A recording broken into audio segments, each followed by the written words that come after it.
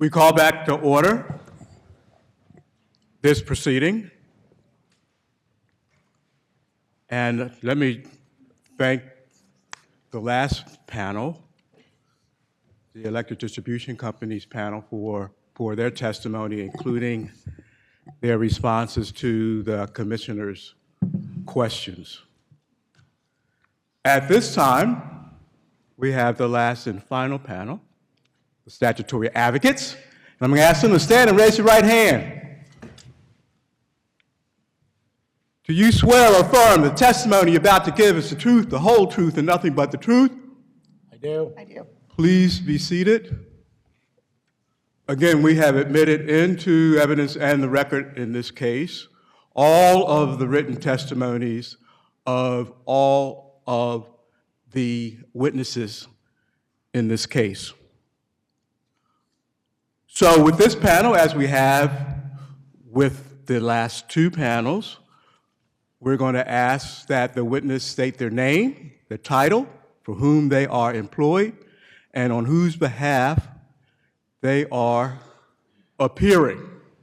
I'm going to ask the witnesses to make sure your microphones are on and that you speak loudly and clearly so all can hear, including those who are observing and listening via live stream. So first we have Mr. Darrell Lawrence. Mr. Lawrence, please proceed. Thank you, Chief Franey. I'm Darrell Lawrence. I am the Acting Consumer Advocate of Pennsylvania. I'm employed by the Pennsylvania Office of Consumer Advocate, or OCA as we're more commonly known. I'm presenting testimony here today on behalf of the OCA.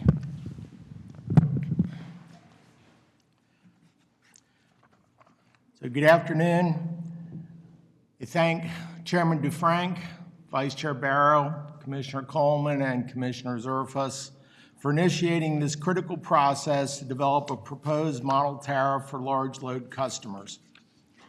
The objectives of transparency, non-discriminatory access, fair cost allocation, and protection from stranded assets are achievable through a dedicated large load tariff.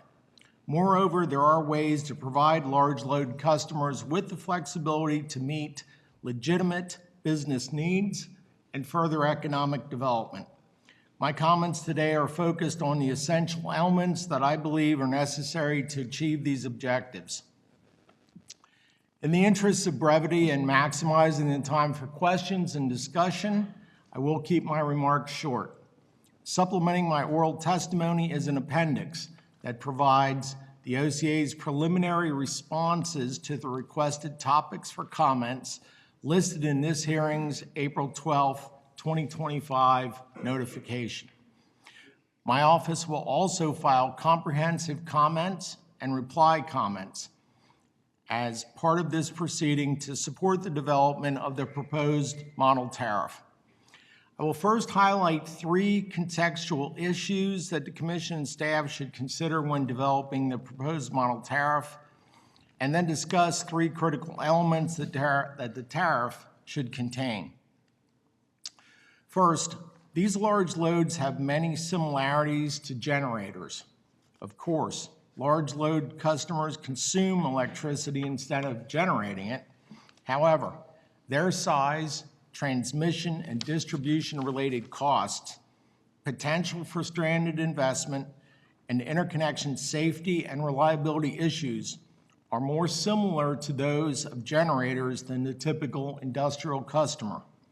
Furthermore, many large load customers will have primary or backup generation of commensurate size to its load, making them both a large load and a large generator.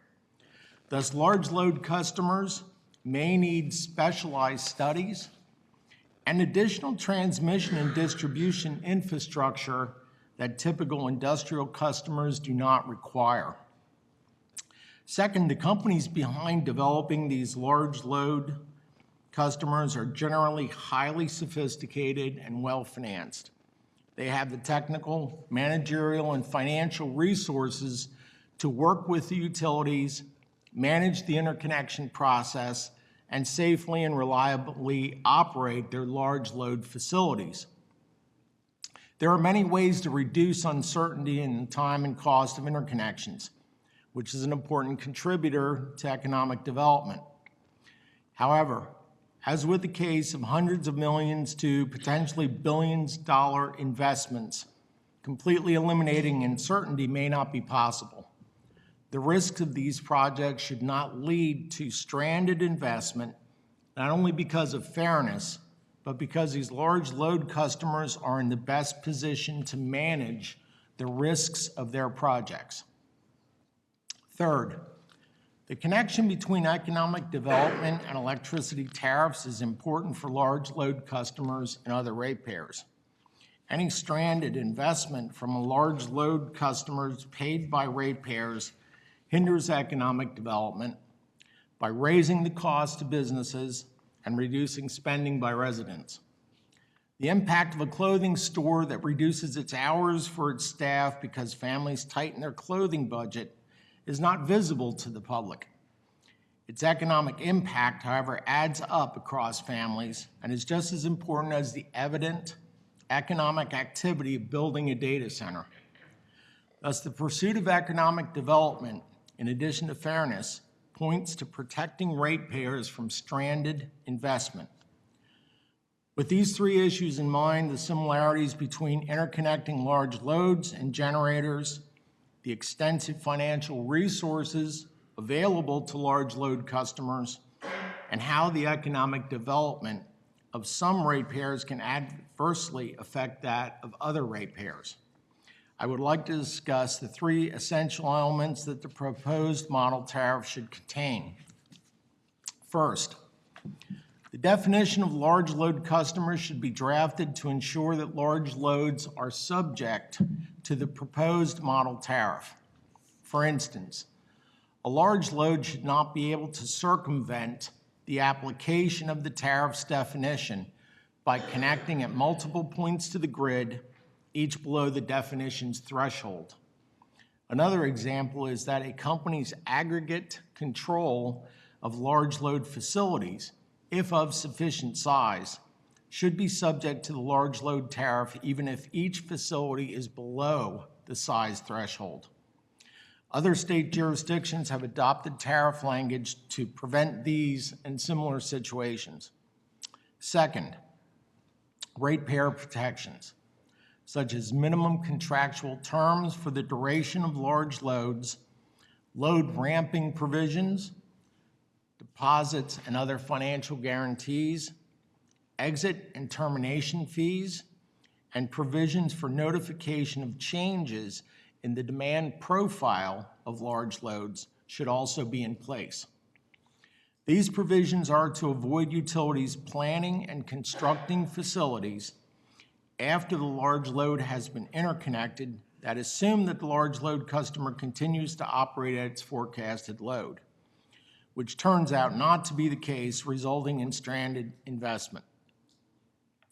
As a NERC official testified before the Federal Energy Regulatory Commission last week on April 17th, large load safety and reliability standards are evolving.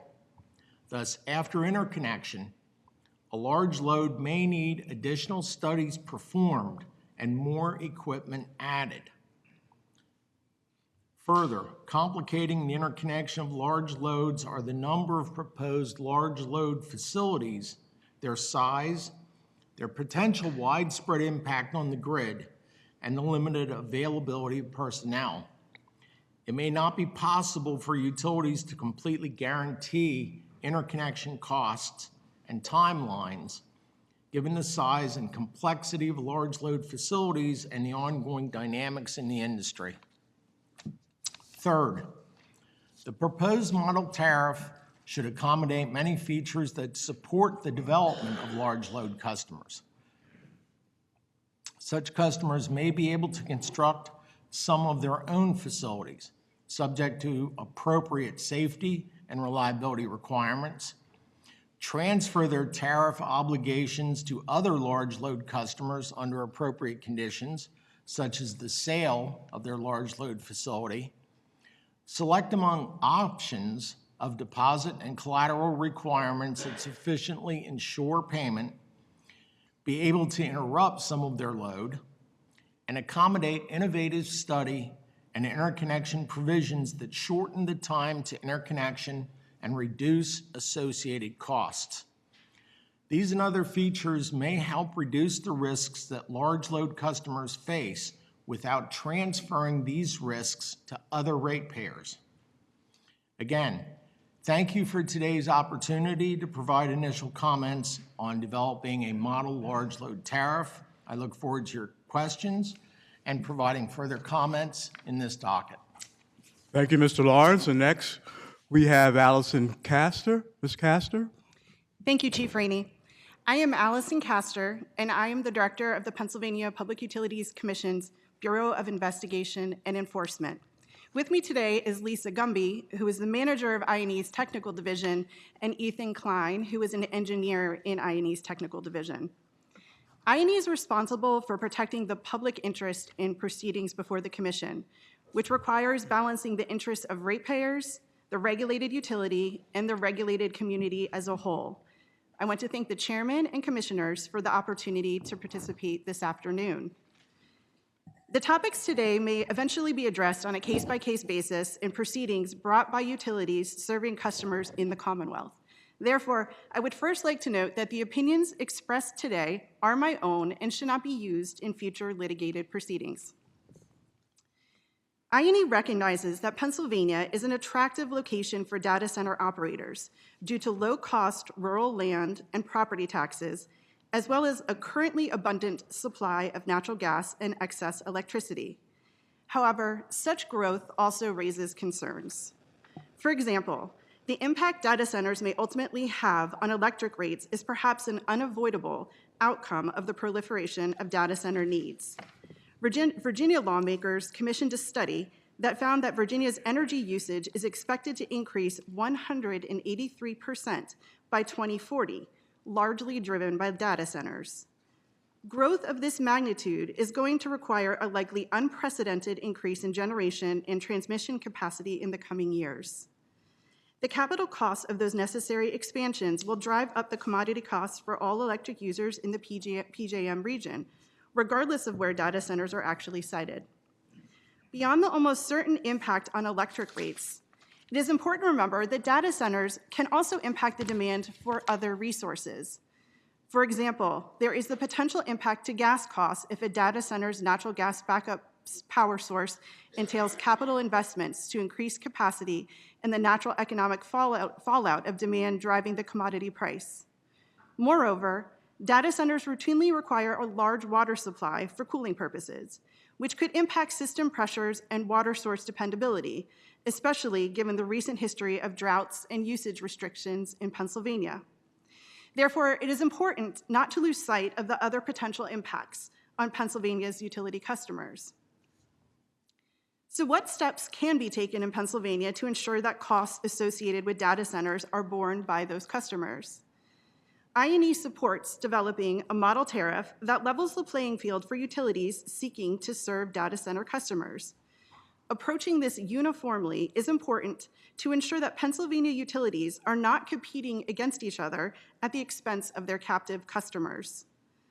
Moreover, utility tariffs are transparent as they undergo scrutiny in base rate proceedings by various stakeholders, ratepayers, administrative law judges, and ultimately require commission approval.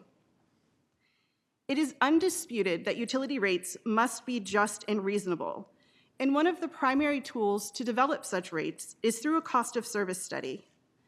A cost of service study categorizes the various parts of a utility's revenue requirement and allocates those costs across all rate classes based on factors determined from actual data, such as the number of customers and usage characteristics.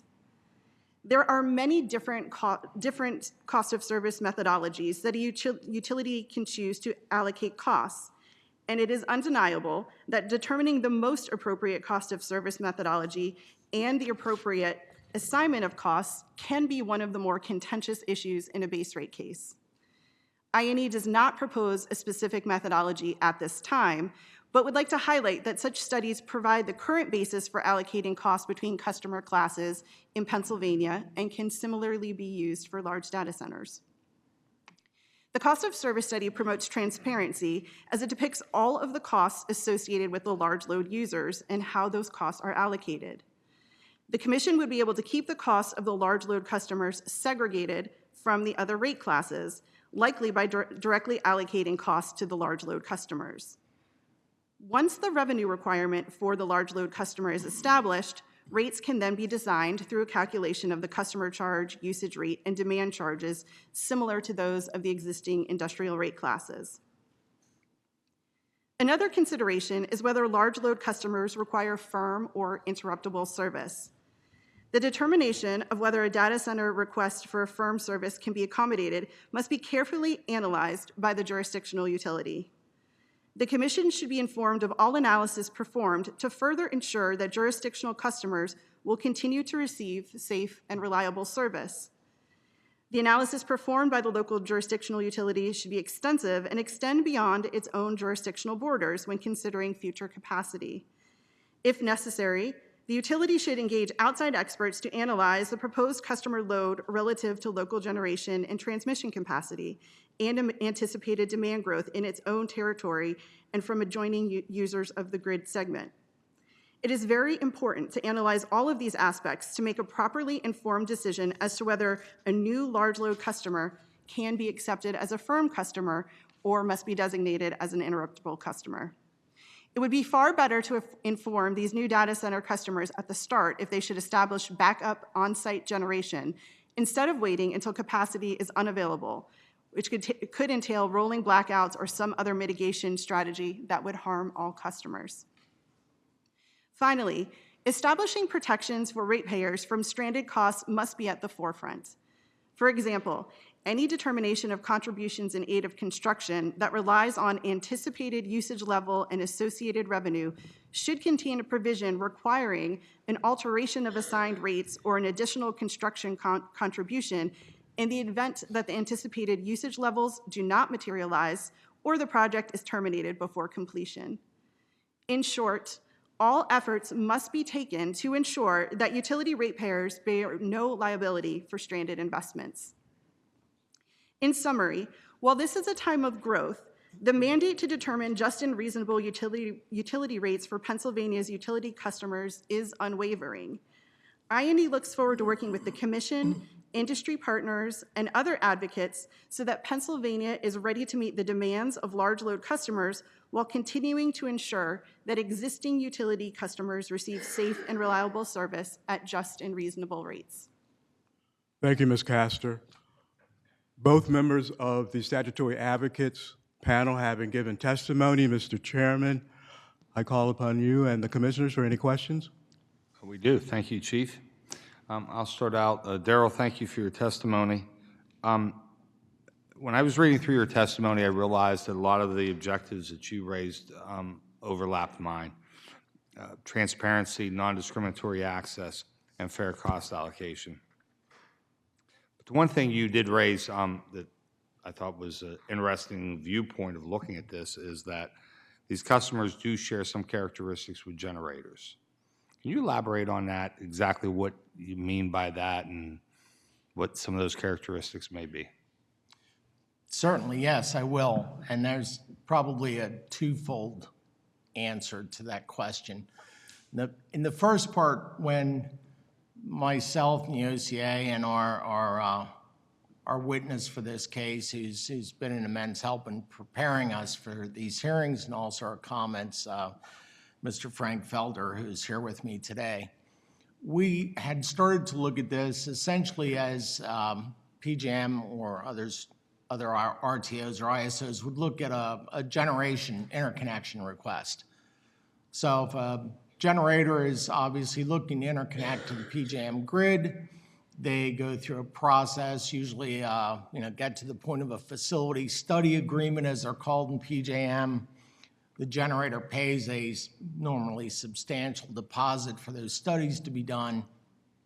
And then once PJM comes back with a determination and says, maybe there's no impact to the grid, or maybe there's substantial impacts to the grid, and here are the things that would need to be corrected: transmission line upgrades, substation upgrades, et cetera, and they will cost $10 million, for example, and the generator is then obligated to pay those costs because obviously they are the entity that is causing the costs to occur. So we started to look at it from that standpoint, although we understand that there are opportunities here and challenges. And on the opportunity side, we believe there is opportunities to bringing more load into Pennsylvania, considering our very sufficient resources of the moment, our surplus generation capacity, natural resources, obviously highly skilled workforce or transportation systems. There could be a lot of economic benefit that surrounds these matters. So we wanted to try and weigh that against, there certainly will be costs that will need to be incurred, but try to measure them against potential commensurate benefits. So that's how we started thinking about the correlation between these large loads and generators. But the second part of that, and there is an ongoing proceeding happening at the Federal Energy Regulatory Commission right now that is looking at the impacts of co-location of large loads. And yesterday, interestingly, timely enough, yesterday, the North American Electric Reliability Corporation filed comments in that docket. And I know, as is known, I'm a member of the Reliability and Security Technical Committee from NERC, and the RSTC, as it's known, has established a large load task force to investigate the potential impacts of large loads that heretofore have not really been studied, and only becoming known to light that a large data center essentially is very much like a generator in the effect that if it goes offline for some reason, the system itself becomes unstable, the bulk electric system. And the data center disconnects as they do to, protect sensitive controls. That can actually create a cascading effect through the bulk electric system where voltages float up and down, frequencies float up and down, and a couple of occurrences recently in Northern Virginia where this has occurred. So that's that's part of the correlation that we have some concerns about, because I know it's an area that's being looked at very hard by NERC and others, but I don't believe that the full ramifications yet are known. That's a very good point. I mean, and I've said many times the amount of load that we're talking about here, that you have 2-3 data centers trip offline, and all of a sudden you have this excess surplus with nowhere to go. So I appreciate that. Allison, a quick question for you, and looking through your testimony, I appreciate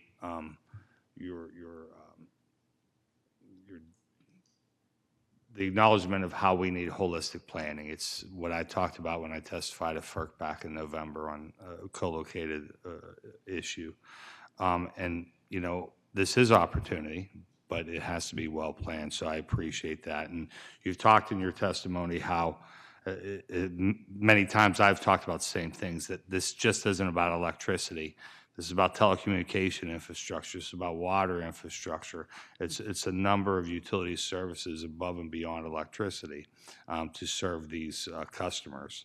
And we're seeing some of that, up in Susquehanna.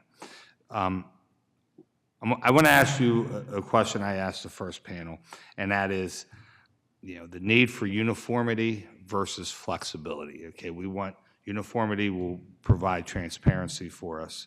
But we also know that some of these projects, they're very unique, and it's going to the needs are going to be driven on a project-by-project basis. How do we balance that need for uniformity for transparency purposes coupled with flexibility to meet the needs of an individual project? Thank you for that question, Chairman. And before, with your indulgence, I would just like to invite Lisa Gumby, who, as I indicated, is the manager of I&E's technical division, up, if you are okay with that, just to make sure that our answers are as complete. I'm and fine with it as technically long correct. as the chief, I don't know if she Doesn't- needs to be sworn in, or are you okay with that, chief? Let me swear her in. Okay. If you'll raise your right hand, do you swear or affirm the testimony that you're about to give is the truth, the whole truth, and nothing but the truth? I do. Okay, will you please be seated and state your name, your title, by whom are you employed, I'm and Lisa who you're Gumby. hearing and who you're appearing on behalf of? I'm Lisa Gumby, and I'm employed by the Public Utility Commission in the Bureau of Investigation and Enforcement, and I'm here representing the Bureau of Investigation and Enforcement. So now that Lisa is up here with me, I'm going to take the first stab at the answer here. And I think that is going to be just an inherent challenge. I don't believe that this model tariff is going to be able to solve all the problems uniformly across the board. But I do believe that the more guide rails that are given, the more instruction that is given, the less we will potentially have to argue about in a potential base rate proceeding. As I indicated before, base rate cases already require cost of service studies. And despite that requirement, they are still a really contentious part of the rate case process. So I think that having this conversation up front now, this is a really good opportunity to get it right, so we potentially nail down a lot of those issues that might pop up. But under no circumstances do I think we're going to be able to foresee and include all of those in some model tariff or potential policy statement. And the only thing I'd add to that is this kind of goes to what Commissioner Zerfas said earlier, that these are guide rails. They aren't firm and solid rules. And it will have to be, like we said, it's going to have to be a case-by-case issue in rate cases, because the other utility customers deserve to have the right to challenge things that may be in that tariff. So it's nice to have the uniformity to give them guidelines going forward, but ultimately, each utility is going to have to work with the specific customer requirements and then face that issue in rate cases with other parties. Great. One last question for all three of you, and that is financial security. One of the ways I think that we are able to differentiate what's real and what's not real is skin in the game. I mean, everyone's building everything until you got to put money down, and then that's when it becomes real or not. What are your thoughts of that in terms of form of financial security and level of financial security? Well, I think the SEAC calculation has to be carefully done. One of the issues that I had thought about in this is typical SEAC calculations as they're done now. And this probably really affects water and gas more than it does electric, is when the utility builds out to serve a new customer who may be at the end of a line, part of that SEAC calculation is then dependent on looking at the future revenue streams. And the utilities don't just assume the revenue stream of that customer, they assume the revenue streams of new customers they anticipate picking up along that line. And in this case, this is an example where there's going to be a significant increase to infrastructure related solely to one customer, and counting on either the voluntary or involuntary revenue contributed by other customers on the line. I don't feel like that should be a discount to the data center customer who's driving the infrastructure investment. So they're going to have to think hard about how they want to do these SEAC calculations. And I think it was one of the large user speakers who had talked about not getting too much money in up front, and probably staging it, because in a lot of cases, in like a development of a new housing development, the developer has to put that money up front. But in this case, it could be a very large sum of money, and it could be an extended time period because of the lead times of getting equipment in.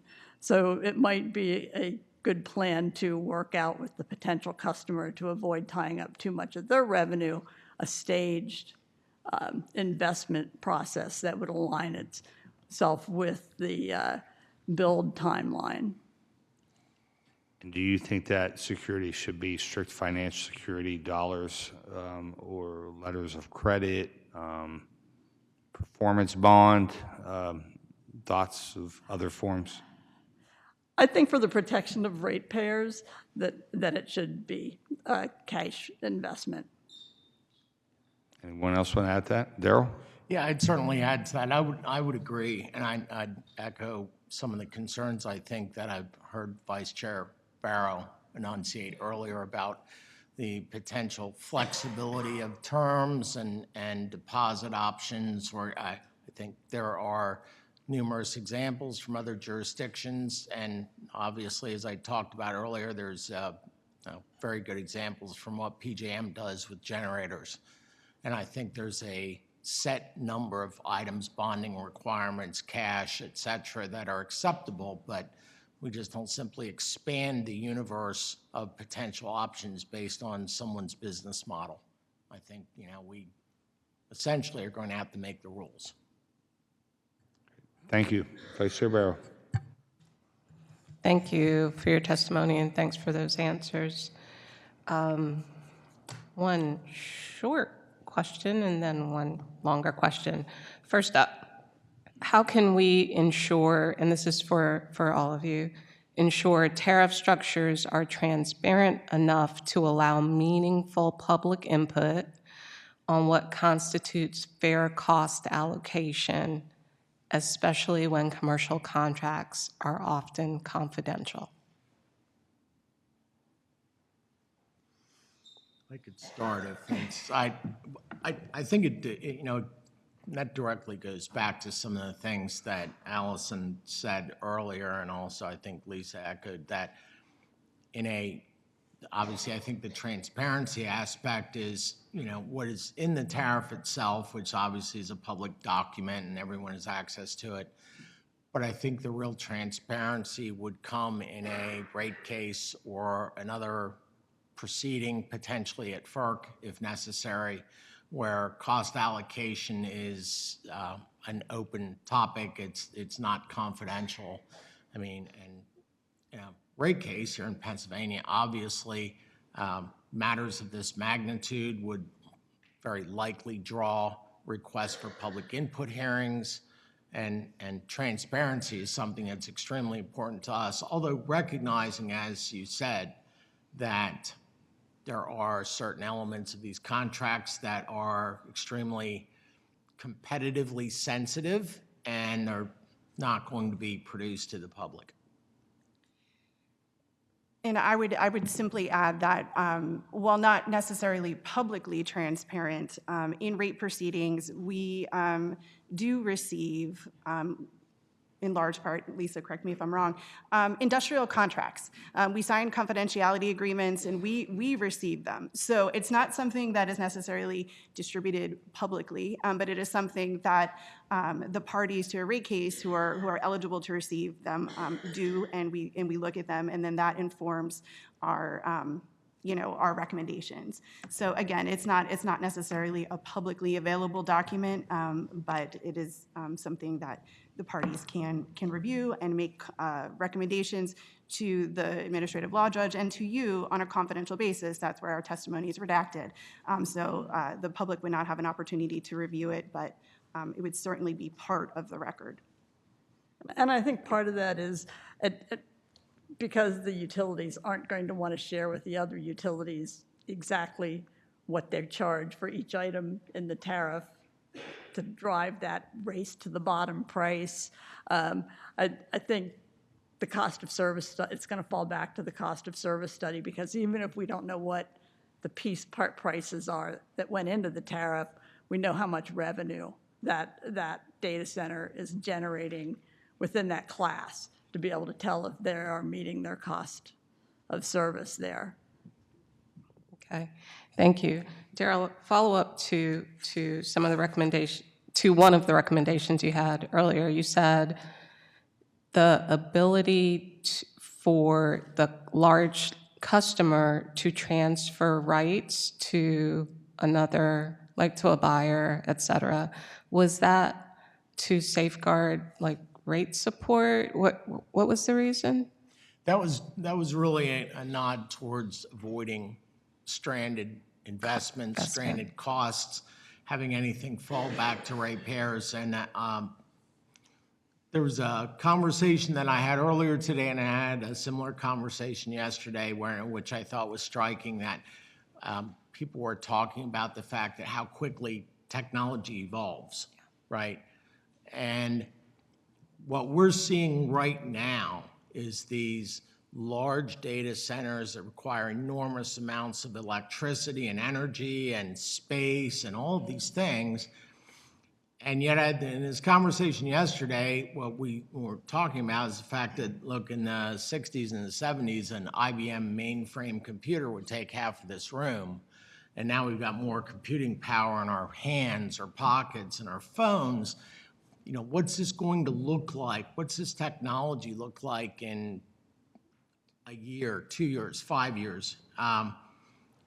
This could be half a dozen people in the back room of some building somewhere with a bunch of, you know, extremely sophisticated computers that can do everything that these data centers are doing today. We don't know this. So we're trying to plan some contingency. Maybe this is not the model that survives into the future, but if the facilities are there, obviously it could be you know, potentially easy trade-off maybe to heavy manufacturing or, you know, whatever the next industry is, as opposed to just having that as a stranded cost that ratepayers would have to foot. Thank you. I do understand that better now.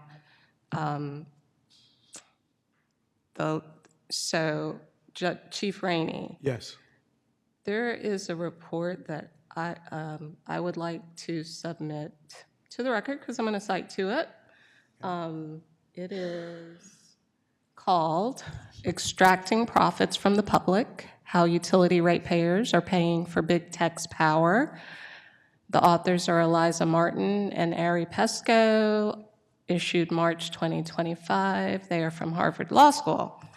And my ask of the panelists today and any interested stakeholders who want to address this is there's just one case study, and I'm going to read it for you.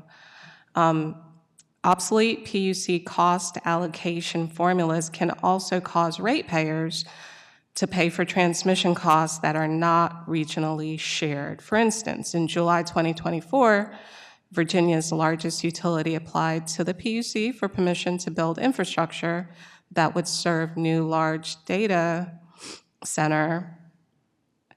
PUC staff reviewing the proposal found that but for the data center's request, the project likely, if not certainly, would not be needed at this time.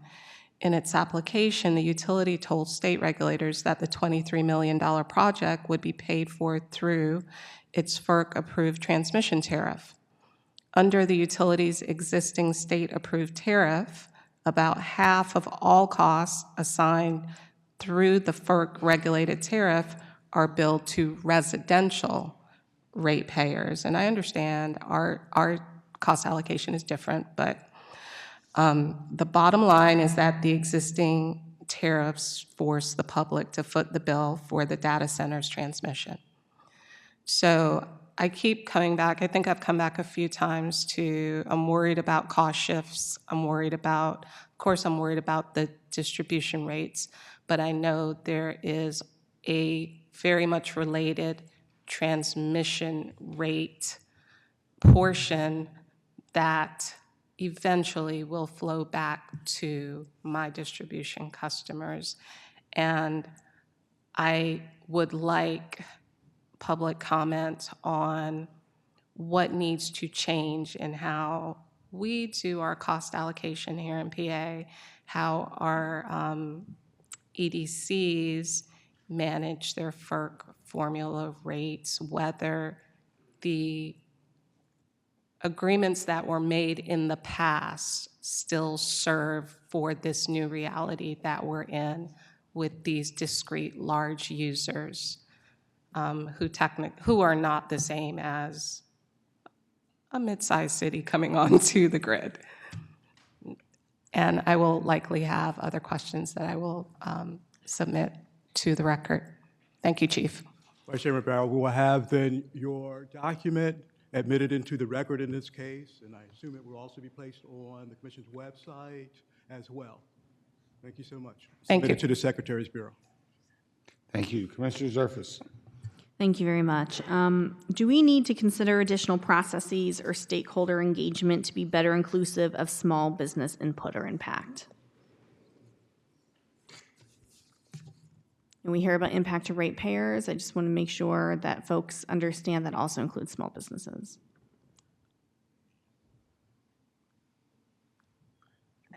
I would certainly think processes that, as I talked about a minute ago, that if one of these cases is filed, so to speak, or if it comes in conjunction with a rate case, there are certainly going to be public input hearing requests.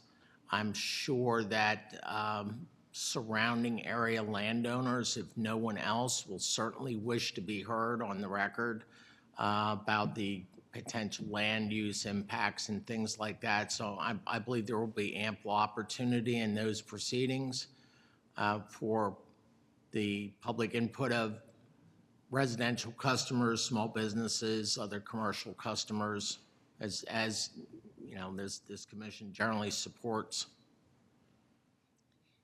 And I would only add that in the base rate proceedings, the Office of Small Business Advocate is certainly an active participant who, represents those interests. And so I would anticipate their participation and certainly their evaluation of any impact on small business customers. Great, thank you. And given the potential cost impacts to ratepayers, what are your thoughts about large load customers chipping into universal service programs? I know some other states are in the process of considering such policies. I don't know if they've actually gone through with it, but they're considering it. I can take it.